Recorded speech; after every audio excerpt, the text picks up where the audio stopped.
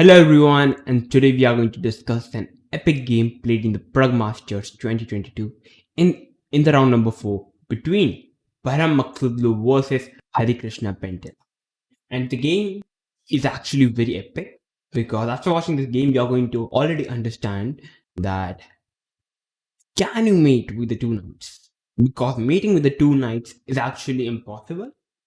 But if your opponent is having one or two pawns, then it is possible. But it is actually one of the hardest mate that one can do. So let's check it out. Will top grandmasters will be able to do it or not? So let's check it out. So Parham Maghsoodloo with the white pieces starts out the game with 1d4, and Harikrishna with the black pieces replies with d5. A very solid approach. c4, c6, knight to f3, and here we have knight to f6. And here there are already very common moves for white to continue the game. White can either go for playing g3 into the Catalan system. Knight c3 is the most trending move we can say. But here Parham replied with e3.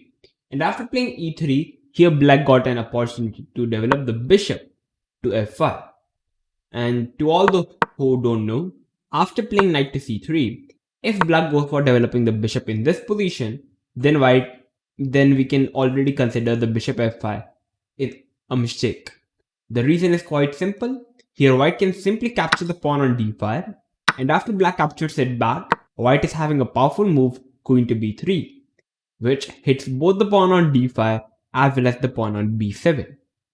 And here, if you try to protect the pawn, like pushing up the pawn, which is already a blunder because after e4, the position is already lost for black.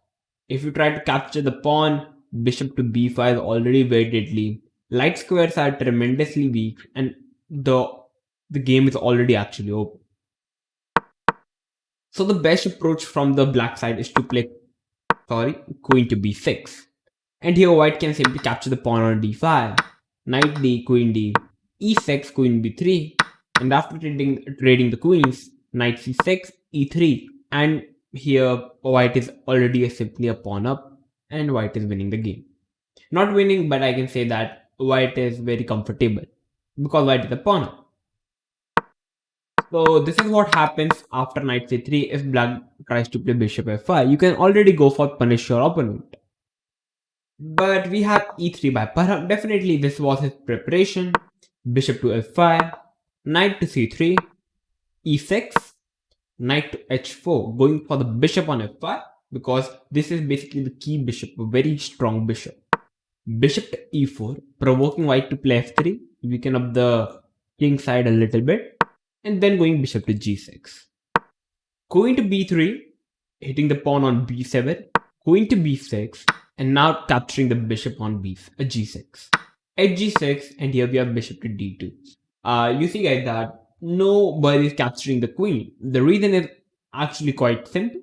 The side, for example, if black tries to capture the queen on b3, then after a b3, you see although white is having a double pawn on the b file, but in the exchange white is having an open a file, which actually gives white a pretty good counterplay. And actually the position is not so quite good for black, because if you try to play a6 like stuff, I can simply play knight h4 because the b6 square will already become very weak. So black actually faces many problems. That is the reason white is also not capturing the queen. So after playing bishop to d2, black responds with knight to d7, and here white decides to long castle. A quite comfortable position from both the sides actually. Black is also pretty comfortable developing all the pieces naturally. White have already achieved long castle. So both the sides is having no weaknesses until yet. So black decides finally to capture the queen because after ab3, white is no longer having a open a5 because the rook is on now d1. After ab3, black continues with bishop to b4, developing the bishop. A very natural approach. King to c2. King to c2 is actually a very nice move because in the end game you know that you have to bring king in the center. try to make your king much more activate. And yeah, it also gives white an option to play rook a1 and create some problems on the a file. So we have long castle by black as well. Idea is play king to b8 and make black pretty safe. Bishop to d3. So both the sides have already developed their pieces. Now the middle game begins.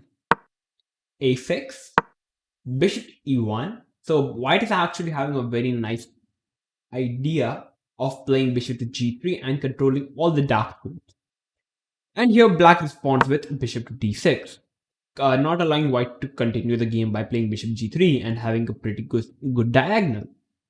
At the place of playing bishop to d6, black would have continued with c5, which is actually a very good idea, because here first of all you cannot capture the d5 pawn, because if you try to capture the d5 pawn, you can already see that white is already having double pawns on the b file, which is actually not a good thing.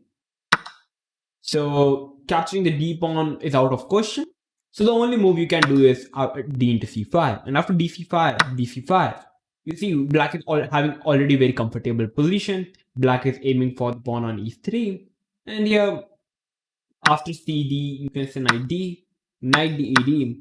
Black is having an isolated pawn on the d file, but white is also having double pawns on the b file, and there could be some targets on the e5, e3 pawn. Basically, I think black is having a slight edge in the position. And after c5, if white continues the game by playing bishop g3, having a good diagonal, then black can already continue the game with cd4, and after ed4, I can play knight to b8, which is actually a very good move.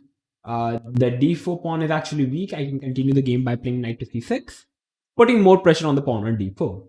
If white continues the game by playing c5, putting some pressure on the bishop, because now the bishop is having no more space to go, I can play knight to c6, still putting pressure on the pawn on d4, and after bishop f2, protecting the pawn. Always remember, if you always have this kind of position where white is having this type of pawn structure and you are already having this type of pawn structure, you can go for playing rook h to e8 and trying to open up the position by playing e5, going for breaking up the main pawn of the pawn chain. Like the d pawn is the main pawn chain of protecting the pawn on c5. So once you're able to play e5, that c5 pawn is already going to become automatically weak, and you are already going to have an edge. So this is the all variation. If black would have played c5, black would have been having an edge. But bishop d6 is definitely also a fine move. We have h4 by white, and now black continues by playing knight to e8. Black wants to maneuver the knight, perhaps f6 and e5 could be the idea. So white decides to play e4.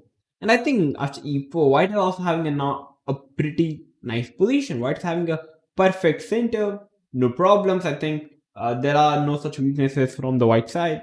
Although the b pawn is double, but yeah, the g pawn are also double. So I think both the position is quite well, but I think white is having an edge because of the center.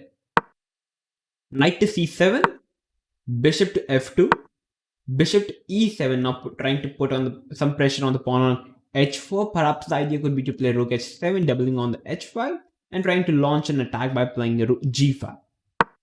We have g4 by Parham, because yeah, we're definitely grabbing more space on the queen side. Why not? And now here finally we have a5 by Harikrishna.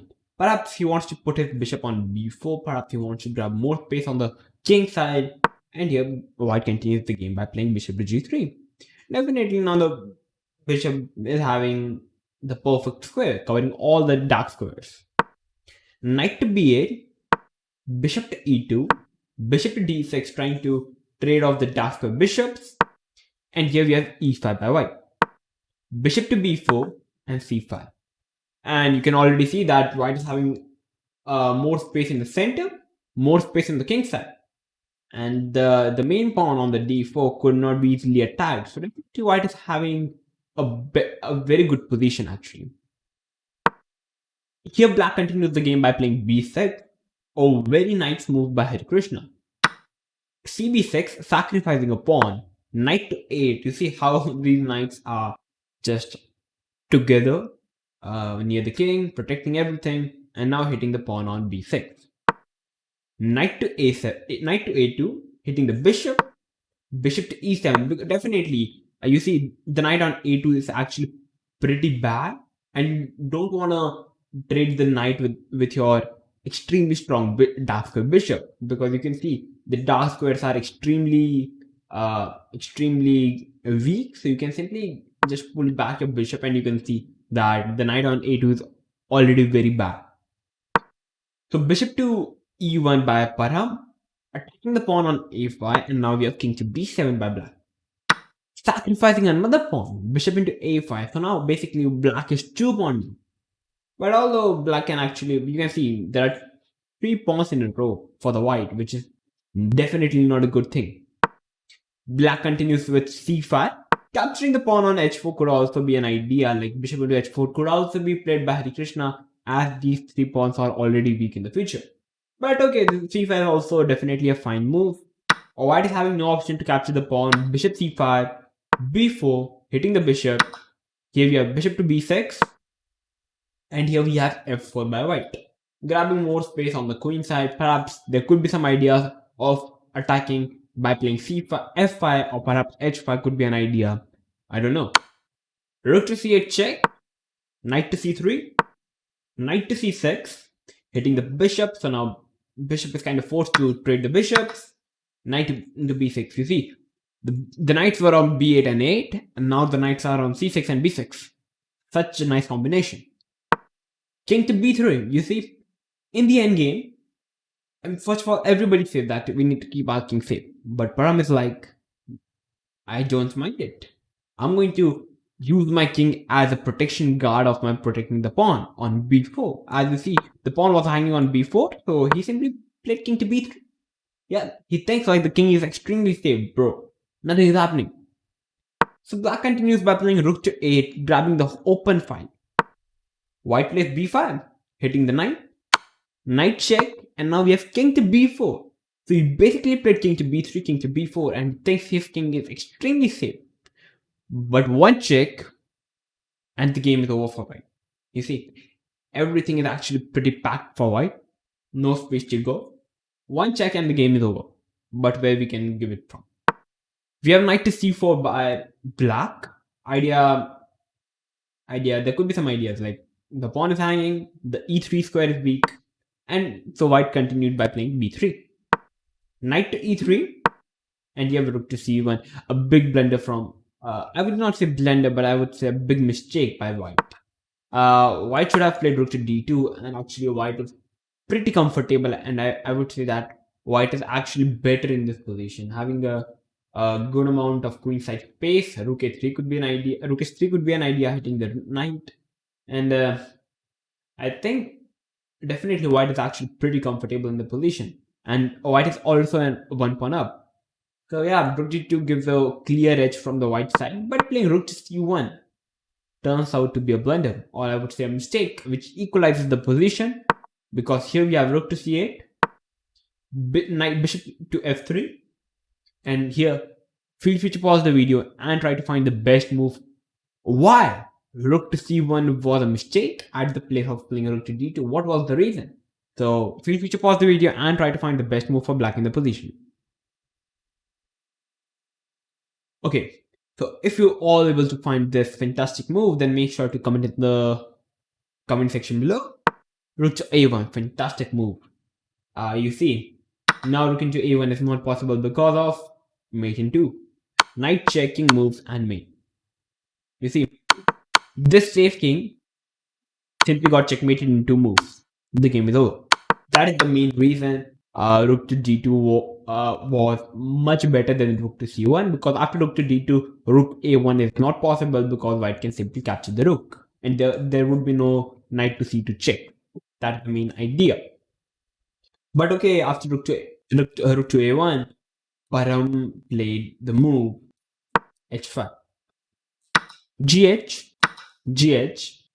and here we have king to b8. Silent move by Harikrishna. But do you know the idea?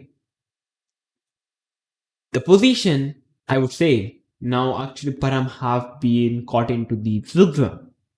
And what I meant by zugzwang is, all those who don't know, zugzwang is a position which actually occurs 90% of the times in the endgame. In the pawn endgame, where one pawn was king, where the side having the opposition wins the game. So basically what I'm telling is, any move you play from the white side is actually bad. There are no good moves from the white side. You can't move the rook because knight to c2 would be a checkmate. You can't move the bishop because I can simply play knight to c2 check. You are forced to capture and you lose the rook on h1. That's the main idea. You can't. The bishop is currently protecting the rook. You can't move the rook as well because knight to c2 leads into the same idea. You can't move the knight because the rook is hanging. Knight to c2 check could be possible. So actually, there are no ideas from the white side. There are no moves actually from that white can play. So the only move, and even if you try to play h6, I can simply capture the pawn on h6, and still you land in the same position. You still have no move. So Param was actually forced to play f5, sacrificing a pawn, or if he's actually forced to give up the pawn, e to f5, h6, and here he played g into h6. G into h6 was a fine move, but actually the best move could have been to play rook into c1. The idea is quite simple. After rook c1, now gh6 would have been a fine move because now the rook is not on a1 and the pawns are actually pretty safe. Yep. And actually this gives black a slight much better advantage, which happened in the game. We have gh6, rook into rook, knight check, king to a5, king to b7, and here we have bishop into d5. Check, hitting the king. Knight d5, and here you cannot capture the knight because of rook to 8 and it's mate. So white was forced to capture the pawn on h6, and now the things are getting complicated. You see, here you cannot. There is no mate on 8 because now there would be rook to a6, and now white is the one who is better. So after the rook into h6, black played rook into c3. So what is happening? So what are the imbalances? I must tell you that now black is having two knights against a rook, and basically a rook and pawn versus two knights. Definitely it is a fine position, but definitely black is having an edge, and black is the one trying for the win. So after rook into c3, white continued the continued the game by playing rook to a4, which is actually the only move to survive in the game. Any other move you play will lose the game for white. Like for example, you can't play rook a2 because I do have knight to d4, and now knight into pawn is already a very dangerous threat.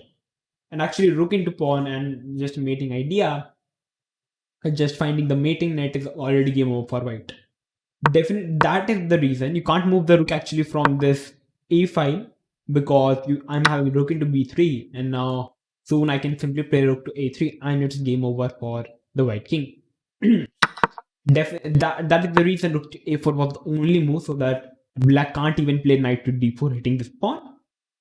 And now black continued the game by playing knight to e3. And here Param played e6, a fine move. Rook h7 would have been also a fine move, but okay, e6, simplifying the position. F6, rook e6, f4. And can you find the move that Param played in the position? Although that wasn't the best move, but actually I think practically I think it was the best decision made by the Param, because although it was the 49th move, and after the 40th move both the players get 10 extra time, but definitely Param was extremely low on time in this position when I was watching the game. So feel free to pause the video and try to find the best. I would not say the best move, but the move that was actually practically the best. Yep. So let's check it out. If you all found the move that Param played in the position, which was, I think, practically the best, rook f4. All those who know the end game skills, all who found actually rook into f4, I believe that they're extremely well player in the end game. They actually have a good sense of knowledge in the end game. Rook into f4, and many of you are thinking that, what? Simply give up the rook for a pawn. For a single pawn. Can't play something like rook to e8? This is actually the best move. And the Indian says that after rook into b3. Actually, in the end game, in the upcoming moves, white has to give up the rook for the pawn because these knights are monsters protecting the pawn. And with the combination of the rook, I think perhaps there could be some mating next, or perhaps this pawn is going to be made into a new queen. So Parham decided to keep the position, simplify the position, and simply went for capturing the pawn on f4. And I'll show you the idea why he captured the pawn. Knight into f4, and he decides to give a check on b6. That is his idea. And after rook to b6 check, Black King is having actually four moves, but I would say four moves. Yeah, he can either enter in this a file or he can either enter in this c file. Yeah, so basically, Black is having two options. If he enters on the a file, I can simply repeat the position. So entering on the a file doesn't make any sense because you are having this two knights and rook against two pawns and rooks. So the only move is to play king to c7. White decides to play rook to c6 check. And here black is forced to trade the rooks. And after queen to c6, all the endgame players who found this rook into f4, I think they already know. But all those who don't know the idea, I must tell you that if the pawns are not on the board and you are having two knights against the lone king, the position is actually a draw. Because if you try to go checkmate the white king, it would result in a stalemate. So you can never checkmate a lone king with the two knights. That is simple. But actually, if white is having pawns, then actually black can go for, or either side can go for checkmating the other side, which is having the pawns. Yeah, because whenever there would be a stalemate position, the opponent would be having pawn. So he have to move the pawn and it would result in a checkmate. So definitely still checkmating in such, because what is the idea of white? He just needs to sacrifice both the pawns and the game is drawn. So white is simply trying to push the pawn whenever he can. And the idea here is the king need to go far away from the pawn so that the king and the two knights need to come near the king to checkmate the king, and the pawns would take the advantage of pushing up themselves and try to make the new queen. And yeah, perhaps a draw. The best idea. So being to c6, trying to checkmate the white king is actually nearly impossible. When I was watching the game live, I thought that okay, perhaps it's going to be a draw because checkmating this position is actually pretty hard. Harikrishna continued the game by playing knight to d5, pawn push, and he played knight to b6. King to b5, trying to just run away like this, and black played knight to e6. King to a6, so he's planning to perhaps play this pawn push because now both the squares are covered by the knights. King to a6, king into pawn, b5 check, king to c5, king to b7, trying to like everything is blocked. How will he run? Knight check, king move, knight goes, and here we have a couple of moves by both the sides.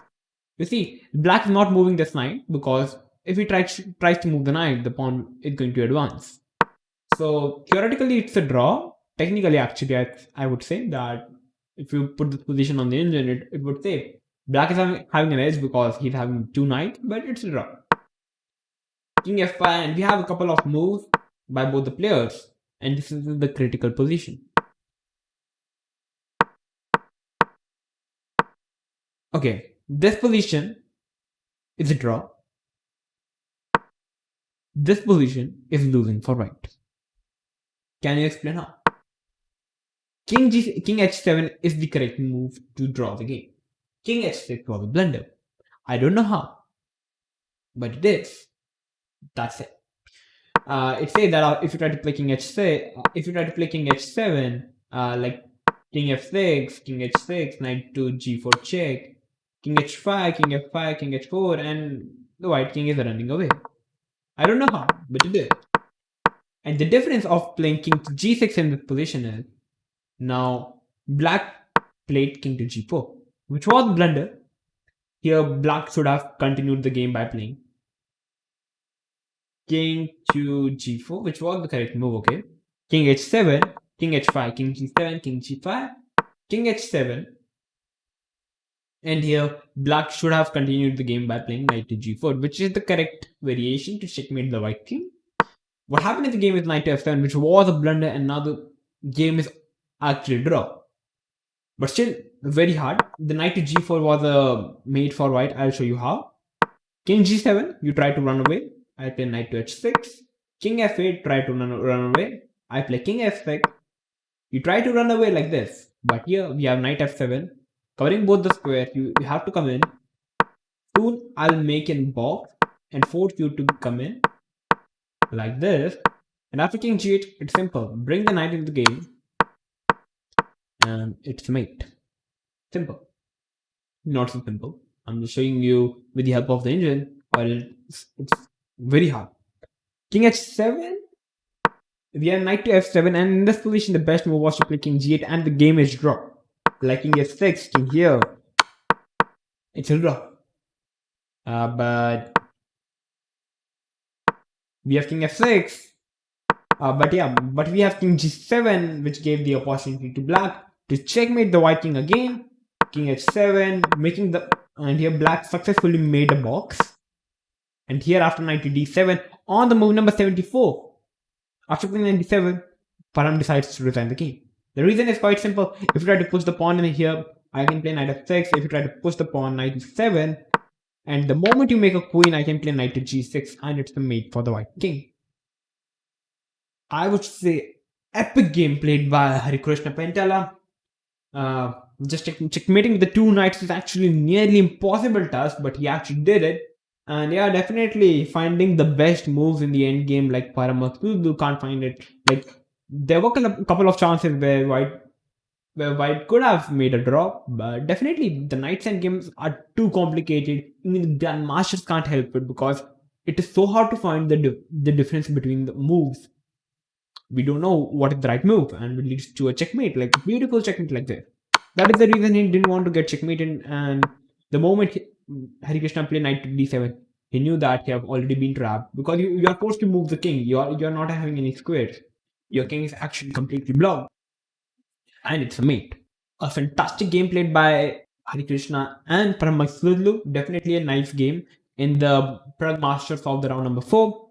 I'm going to come up with these interesting videos like this, and if this video definitely helped you to increase your chess knowledge and skills, that the two knights can't checkmate the white king, but if your opponent is having one pawn, the checkmate can be possible.